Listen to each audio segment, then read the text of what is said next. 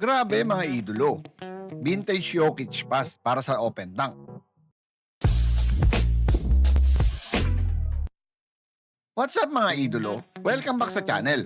At ito na naman tayo sa isa na namang intense NBA matchup. Denver Nuggets versus New Orleans Pelicans. Dalawang teams na parehong gutom sa panalo at parehong loaded sa star power. Nuggets, defending champs mindset, led by Nikola Jokic, ang walking triple-double machine. Pelicans naman may full force with Zion Williamson at Derek Quinn, ready to bully and break defenses. Kaya buckle up mga idolo, dahil sigurado magiging wild ang laban na to. Pagpasok pa lang ng first quarter, ramdam mo agad ang intensity. Nuggets working their usual crisp pass. Nikola Jokic sa high post nagdi-distribute parang quarter pack. Pelicans naman diretso sa physicality. Zion attacking early. Bang! Ang lakas talaga nitong taong to. Pero sagot agad ang Nuggets. Jamal Murray, pull-up 3, swoosh! Tapos Jokic with a back-to-back point and assist.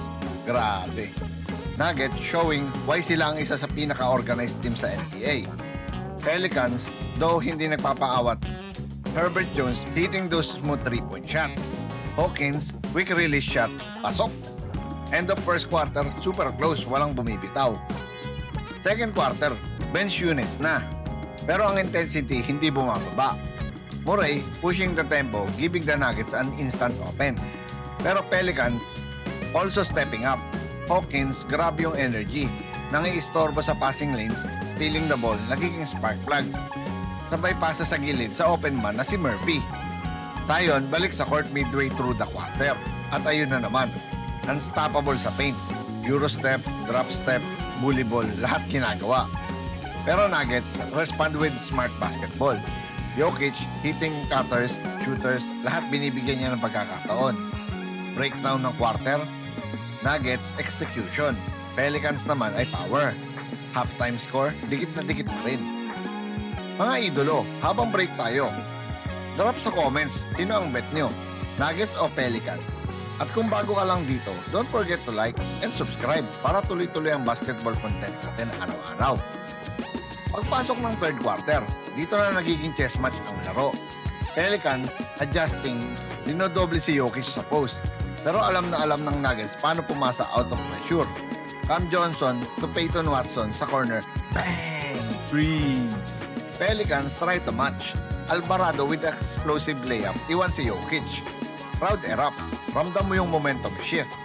Pero syempre, calm and compose pa rin ang Nuggets. Jokic with a signature slow motion move. Pivot fake, sabay floater, goaltending ang kalaban. Walang ka-effort pero unstoppable. Bago matapos ang quarter, may transition dunk pa ang Nuggets. Third quarter ends, parehong teams hindi bumibitaw. This game is going the distance. Crunch time na mga idolo, fourth quarter, lahat ng players are locked in na. Pelicans leaning on Zion. Zion attacking relentlessly, forcing fouls, finishing through contacts. Pero ito na, Nikola Jokic time, dishing dimes to anyone. Pero Pelicans refuse to die. Herbert Jones, open transition dunk. 2 minutes left, Pelicans down by 9 points. Nuggets drives, dish to Jonas para sa mid-range jumper. Pelicans naman, Murphy to Zion. Boom! Easy layup. Last minute, Nuggets playing championship defense. Jonas tried to defend but being posterized. Grabe mga idolo, what a game! Both teams gave everything, but in the end, the Denver Nuggets discipline, teamwork, and late game poise sealed the win.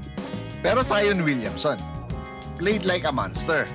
Derek Quinn super smooth, pero ang Nuggets sobrang hirap talunin pag clutch time na. So ayun mga idolo, another crazy NBA matchup in the books. If nag-enjoy kayo sa recap at commentary na to, make sure to like, share, at subscribe. Comment nyo rin kung anong game ang gusto nyong gawin natin next time. At kung tingin nyo, Pelicans ba ang future contender or Nuggets pa rin ang magiging hari ng West? Once again, this is your Spotlight in Sports. Maraming salamat mga ka-sports.